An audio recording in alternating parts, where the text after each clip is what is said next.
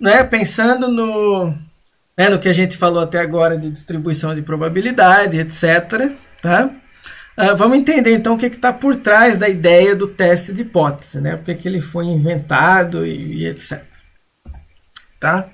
Então, geralmente, a lógica de todos os testes, independente se é aqui quadrado, se é um teste T, se é um teste F, se é um teste do capeta, não sei da onde, tá? A lógica é sempre a mesma, tá? Para os testes de hipótese paramétricos frequentistas, né? Por que a gente chama de paramétricos? Porque eles são baseados em uma distribuição de probabilidade conhecida, que a gente conhece os parâmetros dessa distribuição, por isso que eles são paramétricos. Por isso que a gente tem os testes não paramétricos, porque aí a gente não assume uma distribuição, então a gente não está estimando nenhum parâmetro, eles não são paramétricos, tá? Então veja que teoricamente não é só assim, a gente tem que usar um teste não paramétrico quando os dados não são normais. Se você não pode usar um teste não paramétrico, você tem que usar um teste não paramétrico quando você não sabe ou você não consegue atribuir uma distribuição, seja lá ela qual for, tá? Tem um motivo pelo qual a gente usa a distribuição normal para fazer teste, mas, né, teoricamente não é só normal. Se você não tem distribuição, aí é um teste não paramétrico. Você não consegue atribuir uma distribuição, é um teste não paramétrico. Tá? E a lógica do teste é a seguinte: você formula uma hipótese quantitativa, né, de seja lá uma diferença, uma correlação, seja lá o que for, né? Você define uma estatística. Quando a gente fala uma estatística, é um valor, tá? Um numerinho. Por exemplo, o R do coeficiente de correlação é uma estatística. O T do teste T é uma estatística, né? Então você define uma estatística de interesse, né, que descreve essa relação, essa quantidade que você né, que você transformou a sua hipótese, tá? Aí você assume que essa estatística segue uma distribuição, caso a hipótese seja verdadeira, tá? Então, é aí que entra a questão da distribuição. Como a gente quer pegar essa estatística e ter uma ideia da probabilidade de observar essa estatística, a gente tem que assumir qual é a distribuição que ela tem para a gente poder estimar essa probabilidade, tá? E a distribuição reflete a sua expectativa de probabilidade para a estatística, né, caso a sua hipótese seja verdadeira, que é a lógica frequentista. A hipótese é fixa e a amostra é variável, né? A amostra que poderia ser repetida infinitas vezes, mas a hipótese é sempre a mesma e ela, né, você parte do princípio que ela é verdade, e aí se você tenta ver se a amostra sugere que ela seja verdade ou não. Mas, né, você já está avaliando a sua amostra tendo essa hipótese pré-definida e amarrada, né? E aí, depois que você definiu a distribuição, você tem que especificar os parâmetros, né? Ou seja, quais são os parâmetros que melhor ajustam, né? Melhor descrevem, né, esse ajuste da distribuição com os seus dados, tá? E aí, no fim, você calcula a probabilidade, né, de você ter observado essa estatística que você observou, tá? Ou uma mais extrema. Por que uma mais extrema? Lembra? Se é uma distribuição contínua, você não tem como calcular, né, a probabilidade. Lembra, são infinitas amostras. Você não tem como calcular a probabilidade de ter obtido aquela amostra específica. Mas você tem a capacidade de calcular para um intervalo, que nesse caso é aquilo que você observou ou algo mais extremo, né, algo que vai para os rabinhos da distribuição. Tá? E aí você tem um intervalo que você consegue calcular uma probabilidade. E aí você calcula essa probabilidade, assumindo que a hipótese é verdadeira, e aí você avalia, né, qual é a força da evidência que essa probabilidade te dá. Se a probabilidade é alta, isso é uma evidência de que a sua hipótese possa ser verdadeira, porque, né, você esperava observar aquilo e você realmente observou. Se a probabilidade é baixa, isso é uma evidência contra a sua hipótese. Está dizendo que, olha, né, se essa hipótese for verdadeira, é muito difícil que você tivesse obtido essa amostra. Então, talvez você tenha que desconfiar que essa sua hipótese não é verdadeira, né? Essa é a lógica de todos os testes de hipótese que existem na face da Terra. Tá? O que acontece, né, e o que muda, pensando lá no paper do Gigerenzer de novo, é que a gente fica muito amarrado num tipo de hipótese, que é a hipótese nula, nula sendo sempre zero, né? Então, quando o Fisher falava de hipótese nula, na verdade a ideia é mais assim, uma hipótese anulável, né? Era a hipótese que você queria excluir, né? Porque pensando na visão lá do Karl Popper, você nunca poderia provar que a sua hipótese está correta. Mas se você construísse várias hipóteses e você fosse derrubando elas uma a uma, as hipóteses que fossem sobrevivendo seriam as mais próximas da realidade, né? Você tem que ir por eliminação. Então, por isso que a ideia da hipótese nula não é porque ela é nula, não existe efeito. Ela é nula no sentido de que você quer anular ela, né? O nome mais correto seria uma hipótese anulável, tá? E na verdade você pode fazer qualquer coisa. Por exemplo, se você quisesse fazer um teste de hipótese de que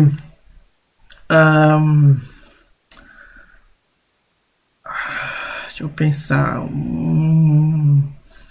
o corte seletivo de madeira na floresta reduz a riqueza de espécies de mamíferos, de aves em 20%. Você não precisa fazer uma hipótese nula de que, olha, não existe redução nenhuma, é zero. Você poderia pensar, olha, uma redução de até, sei lá, 10% é tolerável. Então eu vou testar se a minha redução é maior do que 10%, porque se for menor não tem problema, né? Mas você não precisa necessariamente sempre partir do zero, que é o que aí vira o ritual nulo, né? A hipótese nula sempre é a hipótese mais desinteressante do mundo, que a hipótese é tudo igual. Quando a gente sabe meio, até por uma questão de lógica, que na natureza nada é igual, né? Então, só usando lógica, você já poderia dizer, não é igual, não precisa fazer um teste para saber que não é igual. Mas o que eu quero saber é o quanto não é igual, né? Ou o quanto é correlacionado, ou o quanto... Tá? E é isso que é ignorado no ritual. Você simplesmente fica, né? É igual ou é diferente. Tá? Então eu vou exemplificar a ideia da construção de um teste de hipótese usando um teste bem simplesinho, que ninguém usa realmente, né? Mas foi um dos primeiros a ser pensados, até porque ele é fácil de computar, né? Para comparar diferença entre duas amostras. Tá? Então, eu tenho aí duas amostras, né, que eu vou chamar de x e y, dois grupos, cada grupo aí com n observações, tá, com o mesmo número de observações, e eu quero pensar num teste de hipótese que me diga, será que, né, há evidência de que esses grupos são diferentes, ou será que não? Tá? E aí eu poderia construir um teste de hipótese dizendo, olha, minha hipótese é nula, já que eu estou interessado em diferenças, mas eu não posso provar que existem diferenças, a única coisa que eu posso fazer, popericamente falando, é provar que eles não são iguais, né? Ou refutar que eles não são iguais. Lembra, a gente nunca prova que uma hipótese existe. Tá? Se você vai ser ficheriano popperiano, você tem que ser de verdade. Quando você rejeita a hipótese nula, não quer dizer que a hipótese alternativa é verdadeira, porque você nunca aceita a hipótese, você só rejeita. Tá? Assim como se você não rejeita a hipótese nula, se o seu valor P é alto, isso não significa que ela é verdade. Né? O jeito certo de você dizer é, eu falhei em rejeitar a hipótese nula. A conclusão é, eu não tenho informação suficiente. Tá? Como eu posso falar, ausência de evidência não é evidência de ausência. Né? Isso dá uma camisa bonita também. Né? Ausência de evidência não é evidência de ausência. Tá? Então, se você não conseguiu refutar a sua hipótese nula, é uma ausência de evidência, mas isso não quer dizer que ela é verdade. Tá? Não quer dizer que automaticamente ela vira verdade. Só quer dizer que você não consegue refutar. Acabou aí. Não posso falar mais nada. Tá? Então, a gente quer construir o nosso teste. Tá? E aí, se a gente pensar, então vamos imaginar que realmente esses dois grupos são relativamente iguais. Tá? Poderiam ser dois grupos de tamanho de aves em dois hábitats diferentes. Então, aí eu posso pensar, olha, se realmente não tem diferença, né? A probabilidade de eu pegar dois valores qualquer, um de cada grupo, né, e comparar, a probabilidade do valor que veio do grupo 1 ser maior do que o valor que veio do grupo 2 é a mesma probabilidade do contrário, do valor que veio do grupo 2 ser maior que a do valor que veio do grupo 1. Porque, teoricamente, esses grupos são iguais, né? É simplesmente por uma questão aleatória de quem eu peguei, qual dos dois vai ser maior.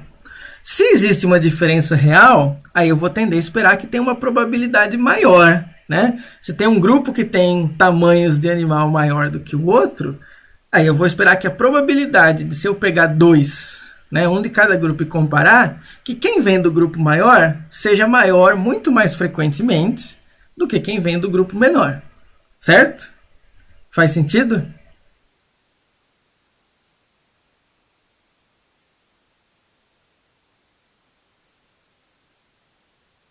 Sim ou não? Eu não estou vendo o chat, tá? Então tem que falar, ou alguém lê no chat e fala para mim.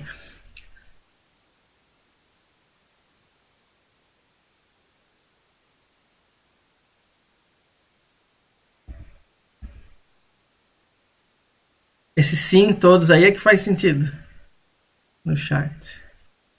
Aí fala assim, sim, sim. Aí eu sei que é que vocês estão me ouvindo.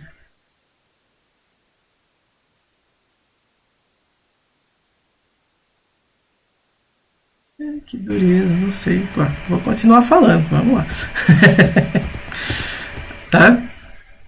Então, a nossa estatística de interesse, né, o número que descreve essa relação para né, a gente poderia pensar que é quantas vezes, eu posso escolher qualquer um dos grupos de referência, tanto faz, quantas vezes eu observei valores do grupo 1 maiores do que o do grupo 2. Né? A minha expectativa é que geralmente, se eles são iguais, isso fique mais ou menos ali na metade. Né? Se a proporção é 50% para cada um, eu imagino que isso seja mais ou menos, né, metade de N, seja as vezes que eu esperaria observar, né, o grupo X maior do que o grupo Y. Qual será a distribuição de probabilidade? Né? Olha só, a gente tem um dado binário, maior ou menor, né, que poderia ser pensado em sim ou não, com uma probabilidade de sim e uma probabilidade de não, né? E a gente tem múltiplas comparações desse sim e não, né? Que distribuição é essa? Né? Que tem essa... Tá cortando o áudio. Tá muito ruim ou melhorou? Que aqui não tá me avisando nada. Tá, beleza. Pra mim aqui tá normal. Tá. Bom, a gravação vai estar ok, então sempre dá para voltar e ouvir de novo, tá? Se cortar alguma parte depois. Né? Então, que distribuição é essa? É a distribuição binomial, né? A gente pode pensar que se x for maior que y é um sucesso, se y for maior que x é um fracasso, e o número de tentativas, né, do meu sucesso e fracasso é o número de observações que eu tenho aí, né, desses grupos, tá? Então, beleza, eu tenho uma estatística, que é número de vezes que o grupo 1 é maior que o grupo 2, e eu assumi que essa estatística tem uma distribuição binomial. Então, qual vai ser a parametrização dessa distribuição? Né? P igual a 0,5 e o N, né, é o número de trials, né, de tentativas que a gente tem. Então, aí agora eu posso calcular, né? Eu pego a minha amostra, vejo quantas vezes realmente x foi maior do que y, e aí comparo, vejo qual é a probabilidade de eu observar isso. E aí eu posso decidir se, né, tem evidência ou não. Tá? Então, essa minha estatística W, ela tem uma distribuição binomial, né, com N igual a N, P igual a 0,5. Então, vamos, né, olhando aí o que seria um código do R, né? A gente tem os dois grupos aí com 3, 6, 9, 12 valores, né? Então, nosso N é igual a 12, tá? E aí eu tenho que calcular quando que um é maior que o outro. Então, eu posso fazer a diferença entre eles, né? Tanto faz quem é o grupo que vem antes e o que vem depois, desde que seja sempre o mesmo, né? Subtraindo sempre o x do y, sempre o y do x, sem trocar de uma observação para outra. E aí, né? Então, eu faço aí o meu D, que é a diferença, é x menos y. O R, a gente chama que ele é vetorizado, né? Então, se você passa duas sequências de números e você pede para subtrair uma da outra, ele já assume que o que você quer é subtrair, né, cada par a par. Né? Então, eu faço aí 0 menos 3, 3 menos 4, 6 menos 5, 5 menos 6, 3 menos 9. Tenho aí a minha distribuição de valores. Né? E aí a gente sabe, se der um valor negativo, é porque o x é menor que o y. Se der um valor positivo, é porque o x é maior que o y. Tá? E aí, para eu contar quantos deu, eu somo, né? Quantos, né? Então, quando eu faço esse testezinho que está aí dentro, x menos y maior que zero, ou eu poderia ter botado d maior que zero também, o resultado dessa operação é me dizer, ele vai dizer assim, para cada valor, sim, não, sim, não, sim, não.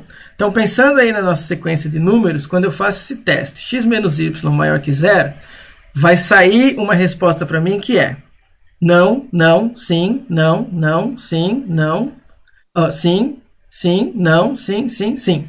Né? Que vira, na prática, isso é 1 e 0. Sim é 1 e não é 0.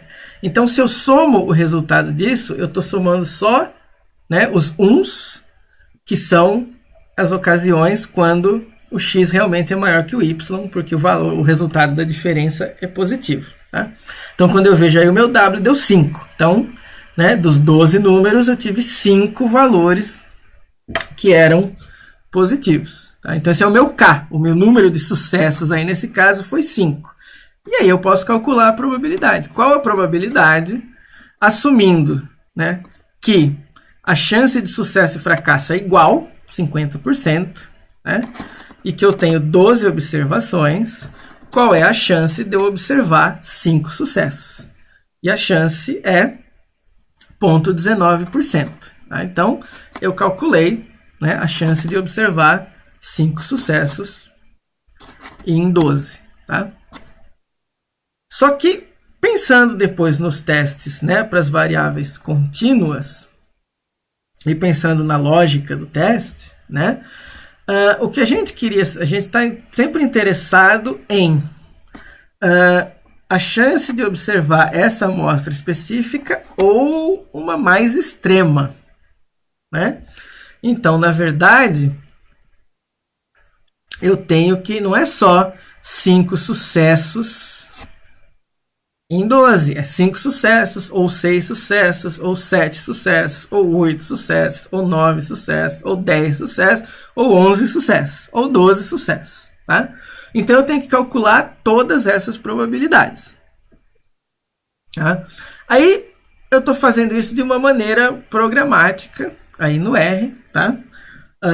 Vamos ver se vocês entendem. Né? Então, existe esse construto de programação que a gente chama de um loop, né? Um laço, que é quando tem esse forzinho aí. Né? Sempre tem esse forzinho aí, é um laço. O que é um laço? Um laço está dizendo para o computador, repita essa operação várias vezes, né? Para mim. Então, o que a gente está fazendo aí para entender essa operação do R? Primeiro, eu crio um vetor chamado probes, tá? Com 8 valores numérico, ou seja, é um vetor de números. Só que ele vai começar vazio, não tem nada, porque eu não joguei nenhum valor. Só tem 8 buraquinhos vazios ali para ser preenchidos. Tá? Aí eu entro no meu loop, eu falo, para i em 5 até 12, faça essa operação para mim. Então, o que ele faz? Ele começa, então tá, i igual a 5.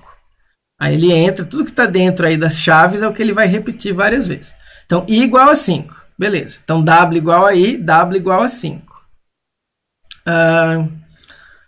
Aí ele vai pegar aqui... Nossa, o loop está errado, agora que eu vi uma coisa, mas tudo bem, depois a gente volta. Né? Então, ele vai calcular a probabilidade binomial do w igual a 5. 5 sucessos. Calculou o valor, guardou dentro do probes. Aí ele gira de novo. I igual a 6. Então, w igual a 6, calcula a probabilidade de 6 sucessos. Gira de novo. I igual a 7. W igual a 7, calcula a probabilidade de 7 sucessos. Gira de novo. E ele vai continuar girando até chegar no último número da sequência, que é 12. Tá? Aí chegou no 12, acabou, ele sai do loop e o resultado é que eu tenho aqui os meus 12 valores de probabilidade calculados, né? Para 5, 6, 7, 8, 9... Os meus 8, desculpa. 5, 6, 7, 8, 9, 10... Né? Valores... sem, digamos assim, sem ter que digitar isso 8 vezes, tá? E aí eu somo todo mundo e aí dá uma probabilidade de 80%, tá? Então, o valor P do meu teste é 80%. O que isso quer dizer? Se realmente os grupos são iguais, dentro dessa minha expectativa, da minha hipótese nula de que os grupos são iguais, a chance de eu obter essas duas amostras, né, desses dois grupos que eu obtive, né, é de 80%. Ou amostras mais extremas é de 80%. Então não tenho nenhum motivo para desconfiar, né, que a hipótese nula seja falsa. Não tenho nenhum motivo para afirmar que a hipótese nula seja falsa. Porque é extremamente provável obter uma amostra como a que eu obtive, assumindo que ela é verdade. Então acabou. Não tenho nenhuma razão para falar, tem uma diferença entre o grupo X e o grupo Y. Não tenho nenhuma razão. Tá? Isso não quer dizer que eu estou provando que não tem diferença, porque, né, a gente não prova a hipótese, a gente só refuta dentro da lógica ficheriana. Então acabou aí, olha, não tenho nenhuma evidência de que a hipótese seja falsa. Fim, acabou. Essa é a conclusão do teste. Tá? O R sendo R, né, sendo uma linguagem estatística, tá?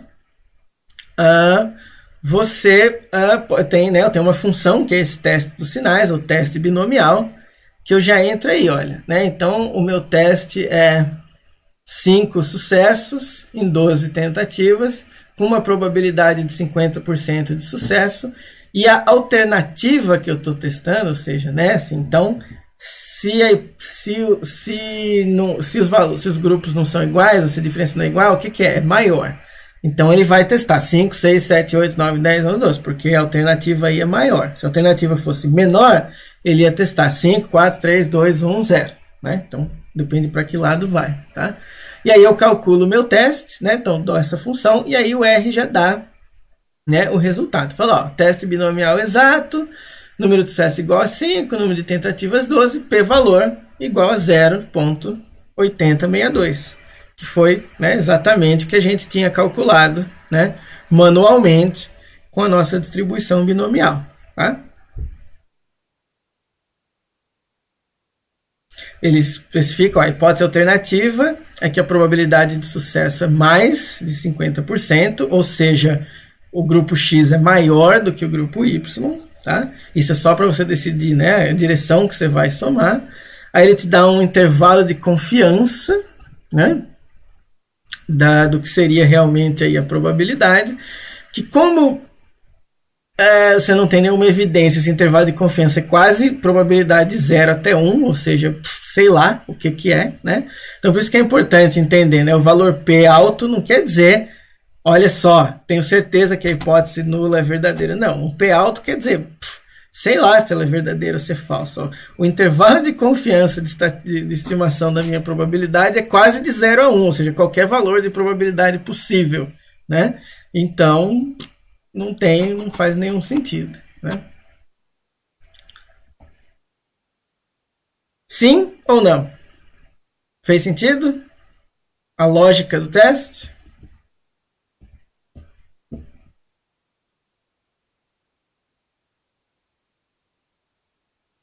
Sim, fez sentido sim, Thiago. E essa é a lógica de todos os testes, tá? O que vai mudar é qual é a estatística que você está calculando e como você calcula. Então, se é um coeficiente de correlação, se é uma estatística T, tanto faz, né? E vai mudar qual a distribuição de probabilidade que você está assumindo, né? Eu vou pular esse exemplo aqui do Q quadrado, depois, se for o caso, eu gravo ele, tá? Eu vou direto para o exemplo usando a distribuição normal agora, para ver se fica mais lógico, né? E aí eu vou fazer esse teste, mas eu não vou fazer ele seguindo exatamente o ritual nulo, tá? Eu vou estabelecer uma hipótese e vou testar, vou tentar refutar ela ou não, tá? Porque você não tem nenhuma obrigação de só ter que refutar a hipótese de alguma coisa é 0. Tá?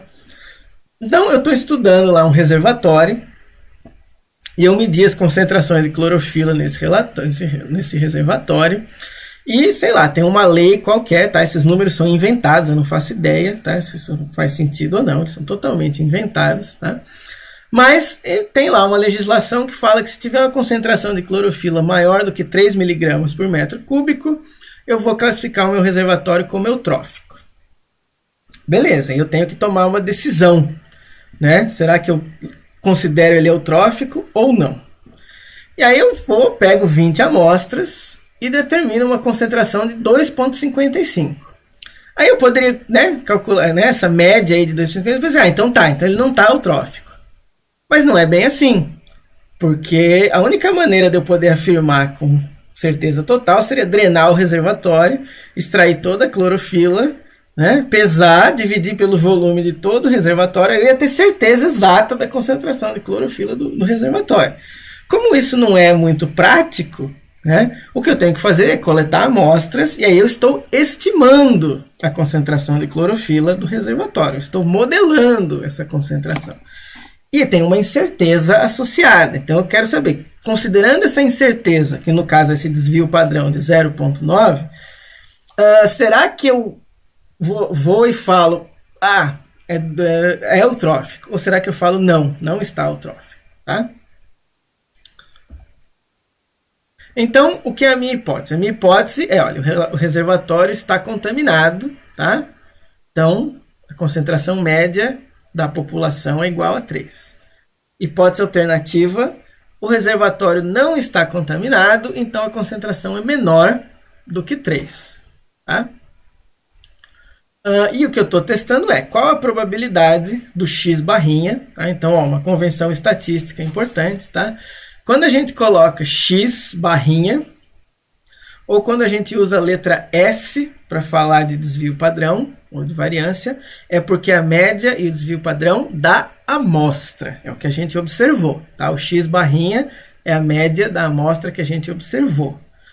O mi, né, esse mzinho aí, né, grego, é o que seria a média da população, que a gente não sabe qual é, mas esse é o objetivo da nossa hipótese. Será que essa amostra com média 2,55 que a gente obteve poderia ter vindo de uma população onde, na verdade, a média é 3, ou seja, quando, na verdade, o reservatório está eutrófico?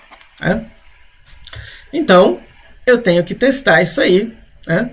E falei igual o Bolsonaro agora, tem que testar isso aí. Né? E fazer para tomar uma decisão, porque eu tenho incerteza, eu não posso simplesmente olhar, a média é igual a 2,55, então está tudo bem, vamos embora. Né? Então eu tenho que avaliar esse grau de incerteza. Será que essa observação poderia ter vindo de um reservatório que realmente está eutrófico? E aí eu vou pensar numa estatística. Né? E a estatística que faria sentido sim é a diferença entre, né, a média que eu observei e a média real. Então, se realmente existe uma diferença, né, se a concentração média do reservatório é realmente 255 e não é 3, então essa diferença existe. Se 2,55 é uma observação da minha amostra, né, mas a média é 3, então na verdade eu esperaria que essa coisa é 0. Tá? Mas eu posso testar diretamente a diferença. Então eu calculo essa diferença. A média observada menos a média da população, né, que é o que eu espero que seja verdade, dividido pelo erro padrão, a gente já vai falar o que é erro padrão, e isso me dá uma estatística que a gente chama de Z. Tá? E aí, a gente tem que assumir uma distribuição para essa estatística Z, para a gente poder calcular a probabilidade de observar essa diferença. Né? Que distribuição será que é essa de Z?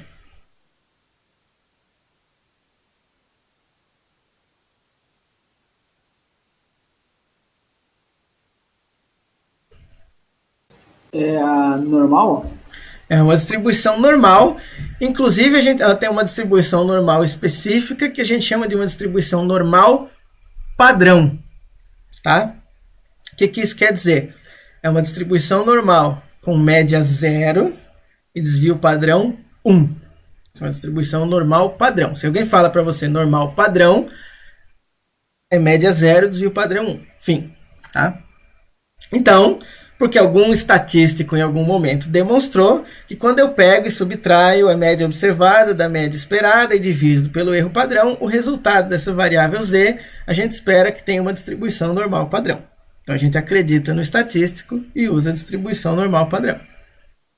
Tá?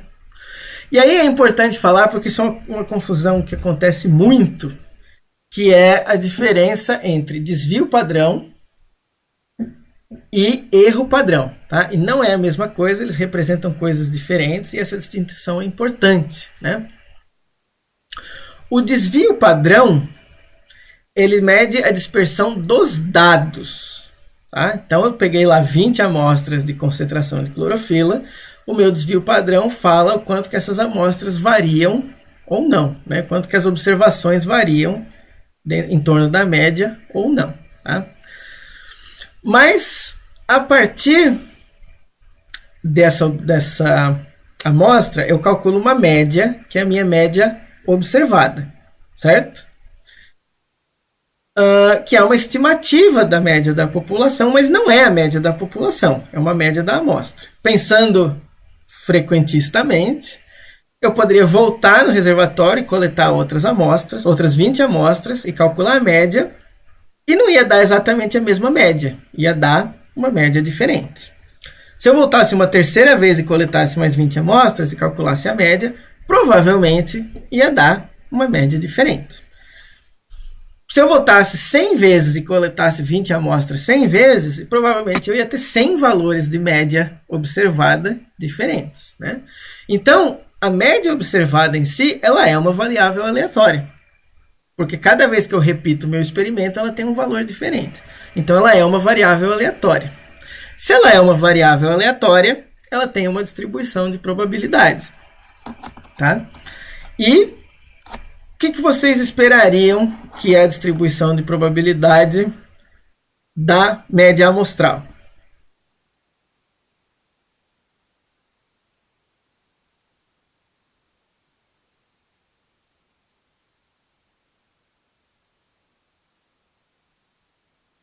Vocês poderiam falar normal, que está certo. Você geralmente chuta normal, que sempre está certo. Tem uma explicação estatística para isso, inclusive. Tá? É uma distribuição normal. Qual é a média dessa distribuição? Pensa aí.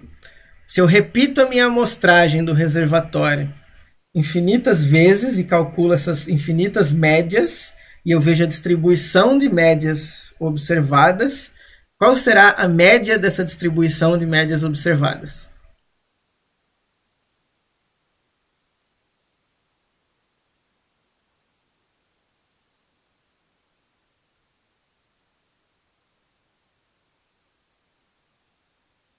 Ninguém?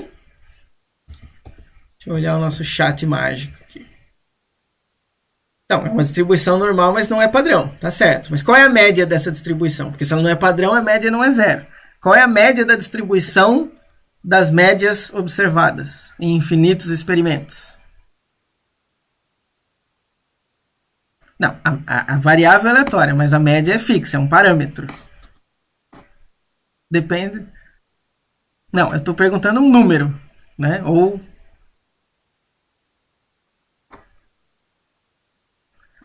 a média da população, exatamente. Não, a média da população. Não depende das amostras coletadas, tá? Porque a gente está pensando, são infinitas coletas de amostras, tá? Então, o que você assume? Que conforme você repete o seu experimento centenas de vezes, ou milhares de vezes, ou infinitas vezes, né? A distribuição, né, as suas amostras, elas estão vindo de uma população que tem uma média fixa, né, não tem incerteza sobre a média da população. Se a concentração de clorofila do reservatório é 3, é 3, tá? Mas quando a gente pega a amostra, às vezes vai ser 2,5, às vezes vai ser 2,8, às vezes vai ser 2,9, às vezes vai ser 3,1, 3,2. Se você der azar, você vai pegar uma que vai ser 4,2 ou uma que vai ser 1,7, né? Mas se você repetisse o seu experimento infinitas vezes, você esperaria que esses valores de média se agregassem, né, em torno da média real da população. Tá? Então, as médias observadas, essa distribuição, né, essa repetição infinita de experimentos, né, você esperaria que a distribuição das médias observadas tivesse uma distribuição normal com média igual à média da população. Tá? Então, no caso que a gente tinha botado lá, se era 3, vai ter que ter uma média 3. Né? Então, é por isso, né, que a gente está testando. Cadê o negocinho? Aqui, né? É por isso que a gente está testando, né, essa diferença, porque é uma, né, pensando que infinitas vezes eu esperaria que isso aqui tivesse distribuído com essa média, qual é a chance de eu observar essa distância entre a minha média observada e a média real? Considerando, né, que na verdade eu espero que isto aqui esteja distribuído, né, em torno desta mesma média. Tá? E aí, o erro padrão é o desvio padrão da distribuição das médias e não dos dados originais. Então lembra, média observada não é um valor fixo. Né? Na visão frequentista, média observada não é um valor fixo, porque você pode ter infinitos experimentos, então você tem infinitas médias observadas. Então a média observada é uma variável aleatória, que tem uma distribuição. E essa distribuição, né, ela tem a mesma média do que a média esperada da população, mesmo que você não saiba qual é a média da população, mas você pode afirmar com certeza absoluta que a média da distribuição das médias observadas é a média populacional. Tá? E como você tem uma variação das médias também, você tem um desvio padrão, mas isso é o que a gente chama de erro padrão, por isso que ele chama erro padrão da média. Tá? E aí, no caso da distribuição normal, que é uma distribuição conhecida e parametrizada, e a gente conhece as propriedades, né? Se os dados originais têm uma distribuição normal, tá? Com variância ou com desvio padrão sigma, tá? O erro padrão da média vai ser a variância original dos dados observados dividido pela raiz quadrada do número de observações. Tá? Vou mostrar duas figuras aqui que talvez faça sentido. Ou não, primeiro aqui uma simulação. Tá? Então, ó, eu lembro lá do set seed, né? Eu fui sortear valores aleatórios, sorteei aí para o meu x 20 valores aleatórios de uma distribuição com média 30 e desvio padrão 5. E aí imprimi eles, estou vendo aí os meus 20 valores aleatórios de uma distribuição com média 30, desvio padrão 5. Então seria como se eu tivesse feito uma coleta, né? Um experimento, uma coleta. Aí eu posso calcular, né, a média dessa amostra, que eu chamei de x barra, que deu 29,06, e eu posso calcular o desvio padrão dessa amostra, que deu aí 5,3. Então veja aqui, ó, a média que eu observei, 29,06. É a média real da população? Não é. A média real da população é 30, né? Porque eu já disse ali que era 30. Então, quando eu coleto uma amostra, ela vai aproximar a população, mas ela não vai ser exatamente o da população. Por isso que tem incerteza, né? E aí que entra a questão da amostragem, da gente sempre querer ter a maior amostragem possível. Quanto mais observações você tiver... Ô, Thiago. Fala. A Gabi tá com uma dúvida lá no chat. Tá, tô indo lá. Valeu. Tá, ficou confusa com a média igual a 3. No código? Não, então, em relação à parte da... não é aquele exemplo que você deu lá, né? Do reservatório. Isso, do reservatório. Eu não entendi por que a média ficou igual a 3. Tá. Tipo, eu entendi a lógica, por que você colocou aquilo, nominou por 3, assim. Acho que daí, a partir daí eu fiquei... foi essa a parte que eu enrosquei. Tá.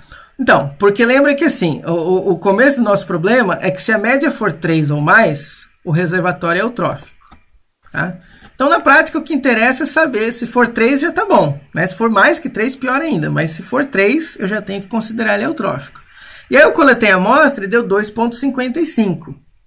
Então, o que eu quero saber é qual é a probabilidade de eu observar uma amostra com média observada, né? 2,55, se o meu reservatório, na verdade, está com uma concentração de 3. Né? Essa é a incerteza que eu tenho que ligar. Será que seria provável eu observar uma média de 2,55 se o reservatório, na verdade, total, ele está com concentração 3? Então, por isso que a média é 3, porque a média teórica que me interessa da população que eu não conheço, mas que interessa por causa do meu problema, é 3 miligramas por metro cúbico. Né? Então, o que eu quero saber é se a hipótese que me interessa é o reservatório está eutrófico, a concentração é 3 miligramas por metro cúbico. Qual a probabilidade de eu ter coletado a amostra e ter dado 2,55 a média? Tá? Então, o meu ponto de referência, que é a minha hipótese nula, mas veja que ela não tem que ser zero, ela é nula porque eu quero anular ela ou não, é 3 miligramas por metro. Então, é por isso que aquela média populacional é 3. Entendeu? Entendi, sim. Então, na verdade, a média, você vai colocar como média, é uma média teórica, na verdade. Isso, ela não exato. existe de verdade. Você vai colocar de acordo com o problema que você quer resolver. Como você quer. É uma forma de você ter um parâmetro para poder partir a questão da probabilidade. Sim, isso. sim. Aí, no caso, ela vai representar a hipótese nula. Entendi agora. Tá. Só uma coisa, não é que ela não existe, ao contrário, né? Ela representa a sua hipótese da realidade, né? Porque a realidade é a população, é o reservatório inteiro. Só que a gente não tem como saber o reservatório inteiro. Mas se essa realidade for 3, que é tudo que eu preciso saber, né? Então, eu tenho que tomar uma atitude. Então, na verdade, né, isso é importante, ainda mais pensando fichariamente. A realidade é a hipótese. A observação é que é uma realização da realidade e eu quero saber o quão provável é eu ter essa observação da realidade, né? Considerando que é uma amostra e não é a população toda. Então, sim, o 3 é teórico, porque a gente não sabe realmente qual é a população. A gente só ia saber realmente se a gente drenasse o reservatório inteiro e extraísse toda a clorofila, né? Mas ele representa a verdade, então ele não é só uma invenção, não. Ele é a sua hipótese, ele é a sua decisão do que é a verdade. E aí você vai tentar julgar se essa sua decisão da verdade está certa ou errada. Tá bom? Sim, tá bom. Obrigada, Thiago. E aí, tá? Então, como a média, né, observada, ela vai variar, pensando em infinitos experimentos, ela variaria, né? O que a gente está testando, na verdade, é qual a probabilidade de eu observar essa média, tá? Se a minha hipótese nula fosse verdadeira, né? Qual a probabilidade de eu observar uma média de 2,55 quando na verdade a concentração era 3, né? Então, como o teste é sobre a média, a distribuição que a gente está usando para gerar a nossa estatística é a distribuição da média, tá? Não é a distribuição dos dados originais. Isso foi uma coisa que eu demorei anos para entender na estatística e, né, quando finalmente caiu a ficha para mim, é isso, né? Os testes, quando a gente faz o teste paramétrico, porque a gente está assumindo uma distribuição, é a distribuição da estatística, não é a distribuição dos dados originais, tá? Em vários casos a gente testa a distribuição dos dados originais, você vai fazer uma regressão, você tem que ver se, né, a variável é normalmente distribuída, mas é porque matematicamente você consegue provar que se os dados têm uma distribuição X, a estatística vai ter uma distribuição X. Ou, de repente, até o contrário. Se os dados têm distribuição, que nem como é que é o teste F? O teste F é, se você dividir duas variáveis que têm uma distribuição Q quadrado uma pela outra, o resultado dessa divisão é uma variável que tem uma distribuição F. Tá? Mas o teste em si, a distribuição de probabilidade que interessa para a gente é a distribuição da estatística, tá? E não dos dados originais. O teste não é sobre os dados originais, tá? Ele é sobre a estatística. No nosso caso aqui do teste, o nosso teste é sobre a média observada. Tá? Só que tradicionalmente a gente pegava a média observada e transformava ela numa normal padrão. Como é que você pega uma variável normal qualquer e transforma numa normal padrão? Você subtrai a média observada da média esperada e divide pelo erro padrão. Então, matematicamente, independente de qual, desde que x barrinha seja normalmente distribuído, independente de qual é a média dele, né? quando você faz essa transformação, você tem uma normal padrão 0, 1. Por que a gente faz isso? Quem consegue pensar? Thiago, Oi. eu não entendo bem o padrão, que ele é. Tá, então, é porque é uma distribuição normal que tem média 0 e desvio padrão 1. Isso é a normal padrão. É sempre com esses parâmetros, tá? Se tiver qualquer outra média, qualquer outro desvio padrão, não é uma normal padrão. É outra distribuição normal. Não, o erro padrão. Ah, tá. O erro padrão. Isso. Tá, então vamos lá que eu vou mostrar a figura. Talvez fique mais lógico. Vamos voltar aqui para o nosso exemplo do erro padrão.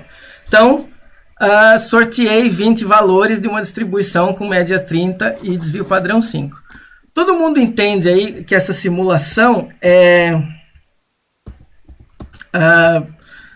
como se eu estivesse amostrando uma população, porque eu defini a minha população. Eu estou falando, olha, a minha população tem média 30 e desvio padrão 5. Isso não está aberto a debate. Essa é a realidade que eu criei no computador. E aí eu estou amostrando 20 valores aleatórios dessa população com média 30 e desvio padrão 5, que poderia ser uma amostra do meu reservatório, né? De qualquer coisa, sei lá. Aí, então, como se eu tivesse ido lá e coletado 20 valores. Aí eu calculei a média desses 20 valores, que deu 29,06, e calculei o desvio padrão desses valores, dessas observações, que deu 5,3. Tá? Então, aí veja como uma amostra, ela aproxima a realidade, ou você espera que ela aproxime a realidade, mas ela não é a realidade, porque a média da amostra, 29,06. A média da população é 30. Então, a gente chegou perto, mas a gente não está realmente vendo a realidade. É por isso que existe uma incerteza. Tá? Então, tá aí o desenho, né, de uma distribuição normal, com média 30 e desvio padrão 5. Tá? Não, desculpa, uma distribuição com média 29,06 e desvio padrão 5,36. Tá? Mas a ideia frequentista é que eu poderia repetir o meu experimento infinitas vezes. Tá? Infinitas vezes vai demorar um pouco para rodar, mas eu posso repetir o meu experimento 10.000 vezes. Então eu fiz aí um outro loop, né, aquele construto que a gente estava falando, para ele repetir esse sorteio de 20 valores aleatórios 10.000 vezes. Né?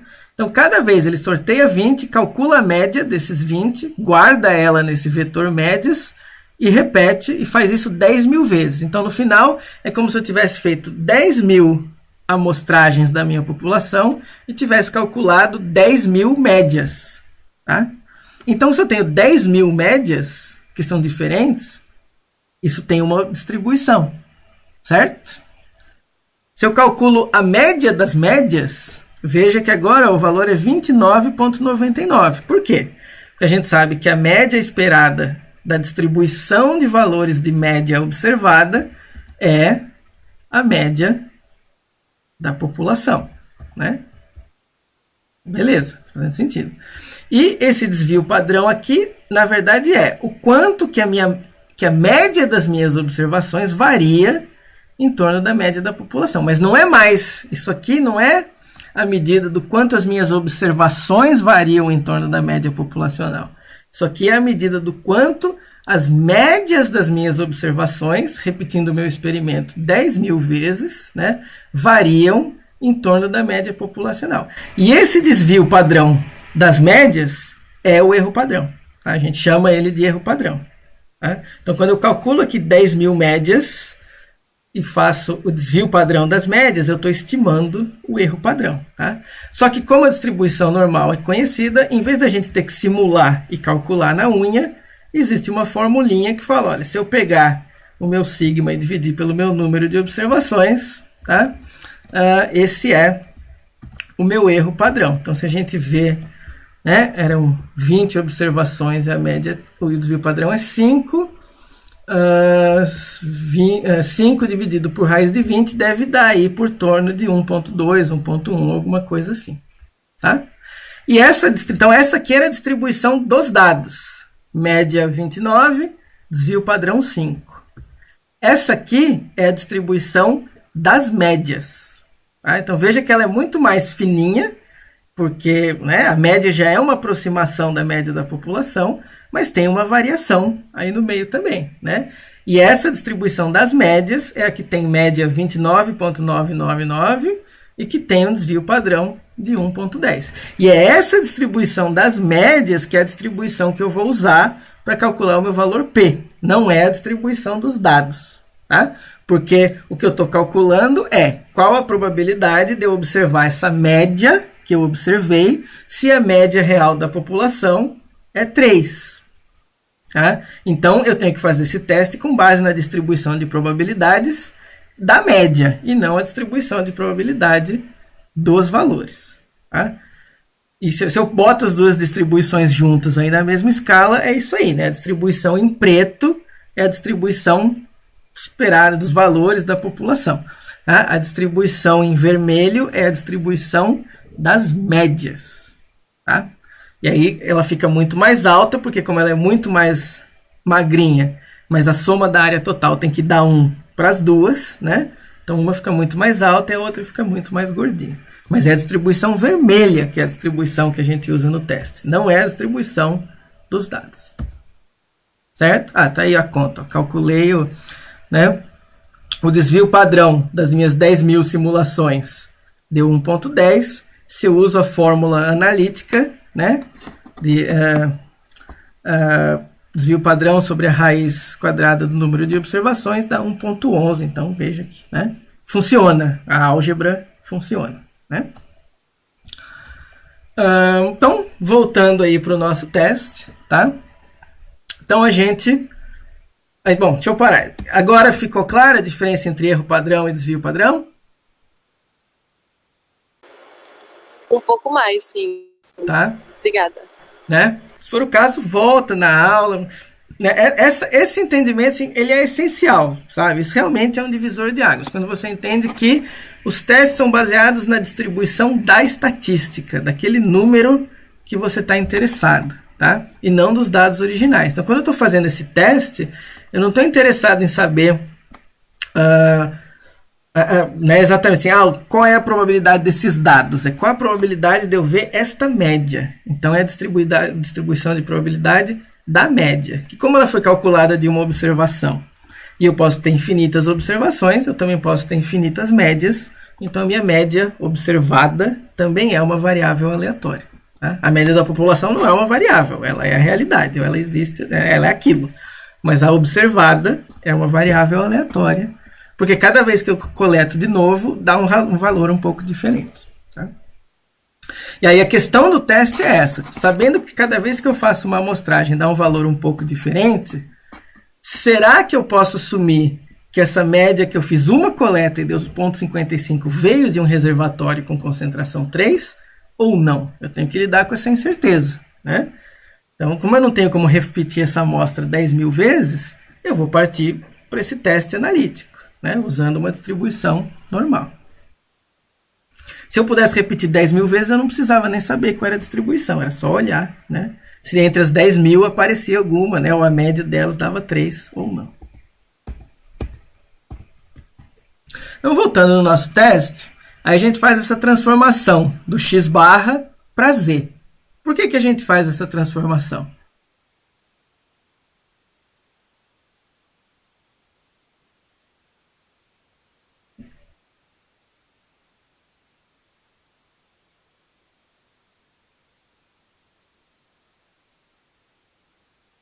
Ninguém se arrisca? Ou estão se arriscando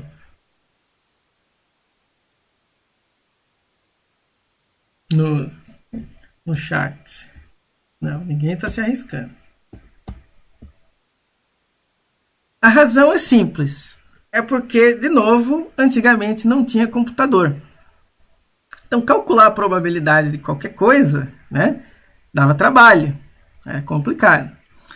Então, qual era a saída? Bom, se a gente conseguir transformar qualquer variável normalmente distribuída em uma variável normal padrão, aí a gente pode criar uma tabelinha de valores de probabilidade só para normal padrão, e independente da variável original, a gente pode ir lá e olhar na tabelinha. Né? E então era por isso que você tinha que converter para normal padrão e olhar na tabelinha. Tá? Atualmente, com o computador, você não precisaria da tabelinha. Você poderia simplesmente calcular direto. Qual a probabilidade de eu observar x barra igual ou maior a 2,55 se a média populacional é 3? Mas antigamente, como era muito trabalhoso calcular a probabilidade, para eu não ter que calcular a probabilidade para uma distribuição normal com média 3, né, alguém inventou essa conta que você transforma para uma normal padrão, né? E aí pronto, você só precisa ter a tabelinha da normal padrão. Então, vamos ver, vamos fazer o nosso teste aí na unha, né? Então, n é igual a 20, tá aí o meu x, eu tenho as 20 observações aí do meu reservatório, né? Então, veja que as observações variam, ó. Tem observação que foi 1,85, tem observação que foi 3,25, 3,98, né? Na média deu 2,55, mas e aí, será que esse reservatório poderia ser 3 ou não? Né? Por isso que eu faço uma análise estatística. Calculei a média dos valores, deu o meu x barra, deu 2,55, desvio padrão 0,79, a minha média populacional é o mu, né? É o 3, aí eu faço a subtração, divido a subtração, né, pelo, né, o desvio padrão dividido pela raiz quadrada do número de observações.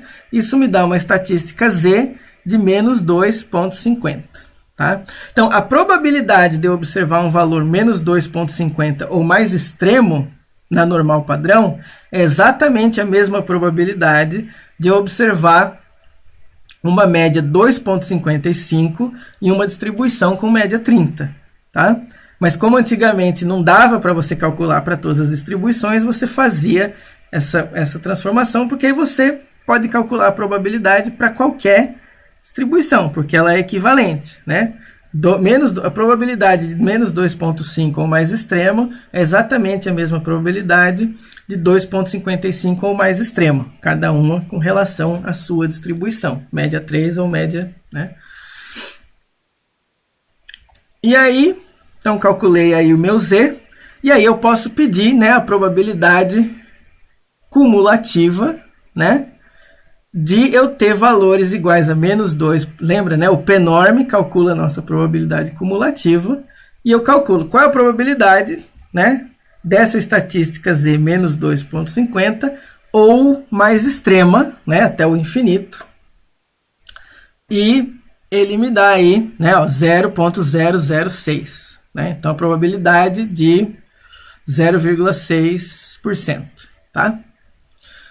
Mas vejam que se eu calculasse, em vez de calcular a probabilidade da estatística z com uma distribuição normal padrão, se eu tivesse calculado de cara a probabilidade de observar o x barra numa distribuição normal com média 3 e desvio padrão igual ao erro padrão da média, dá exatamente a mesma probabilidade. Só que antigamente não dava para calcular isso, então a gente primeiro transformava para o z. Hoje em dia não precisa mais. Tá? Mas por isso que, mesmo com a transformação z, o teste está testando em relação à distribuição da média, da distribuição esperada da média observacional. Né? O z era só um atalho para a gente poder consultar a tabelinha.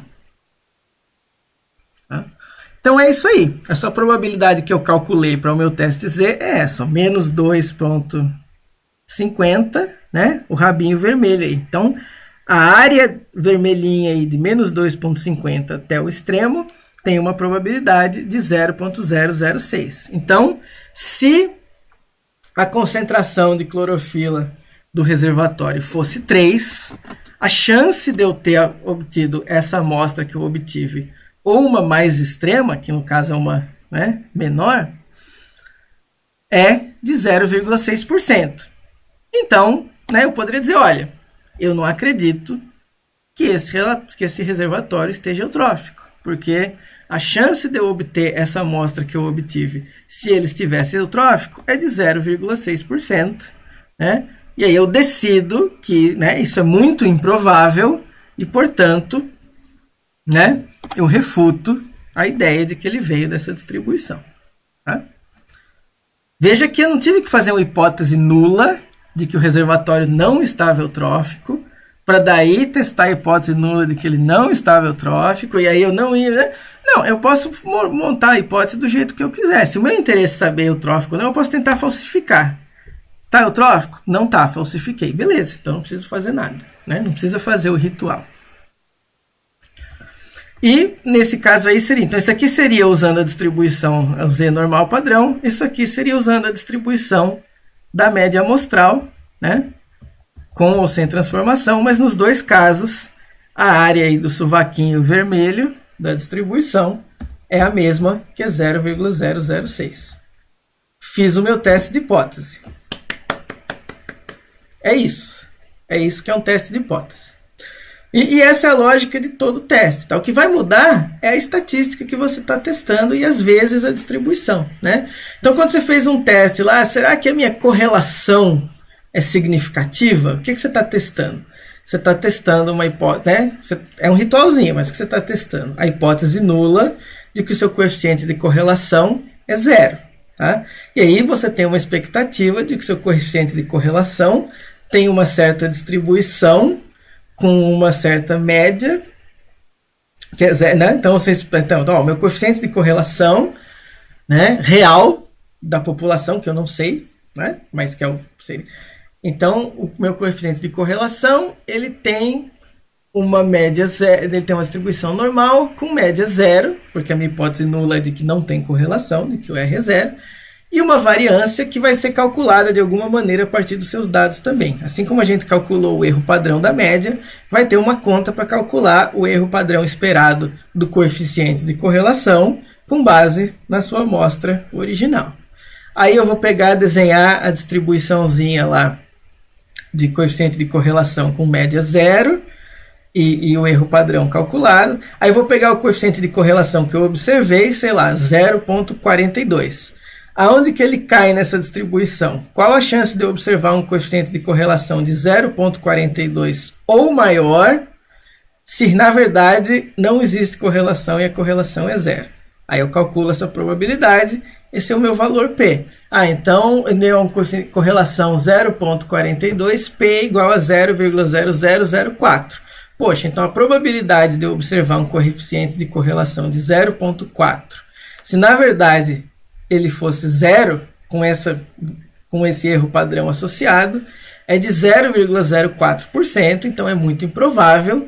Então aí, subjetivamente, ou por indução, né, eu digo, então, se a hipótese nula de que o coeficiente de correlação é 0, esse coeficiente que eu observei é tão improvável, então eu vou descartar a hipótese de que o coeficiente de correlação é 0. E o teste acabou aí. Tá? Isso não significa, você não está provando que o coeficiente de correlação é 0,42. Tá? Você só provou que ele não é 0. Tá? O resto é tudo uma pressuposição, né? Um assumption. Né? Eu gosto de falar que é uma assunção. Né? Porque se ele fosse 0,39, ele também poderia não ser 0. Se ele fosse 0,70, também não seria 0. Você faria teste de hipótese e daria significativo em todos os casos. E aí que entra o tamanho do efeito. O que é o tamanho do efeito? É o coeficiente de correlação. 40% de correlação é muito ou é pouco, biologicamente falando. E se em vez de 40% fosse 70%, quer dizer que é equivalente? Desde que não seja 0, pode ser 20%, pode ser 40%, pode ser 80%, pode ser 99%, e a conclusão é sempre a mesma, nada muda ecologicamente, desde que não seja 0. Não é, o tamanho do efeito é importante. Uma coisa ser correlacionada 20% com outra é diferente de uma coisa ser correlacionada 99% com outra. Mas a maioria dos papers você vai ver, né, que foi as figuras que eu mandei, a pessoa só fala: existe, não existe. Né? Vocês olharam lá a figura que eu mandei? Tinha os box plots comparando os dois grupos, né? E só dizia, ó, significativo com as estrelinhas, né? Ou não significativo. E aí o que o cara falou na palestra? Olha, então nesse caso aqui existe um efeito desse grupo sobre, e nesse outro caso aqui não existe. E porra, como que não existe? Né? Não.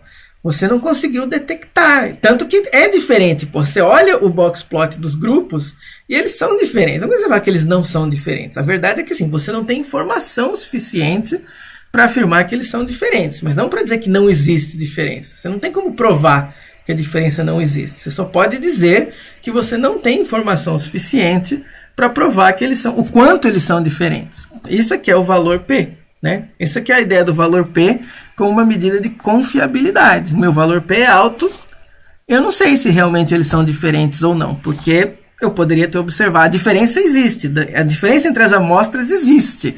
Eu plotei os dados e eu estou vendo que um é mais alto que o outro, né? Mas a questão é, será que eu poderia ter obtido essa amostra onde a diferença existe, a partir de uma população onde a diferença não existe? Se a probabilidade é alta, eu não tenho como afirmar se a diferença existe ou não.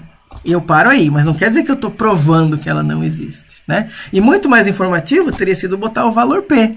Porque quando ele fala não significativo, eu não sei. É não significativo porque o P foi igual a 0,051 ou é não significativo porque o P foi igual a 0,9? Tá? Isso são interpretações de grau de confiança muito diferentes. Tá?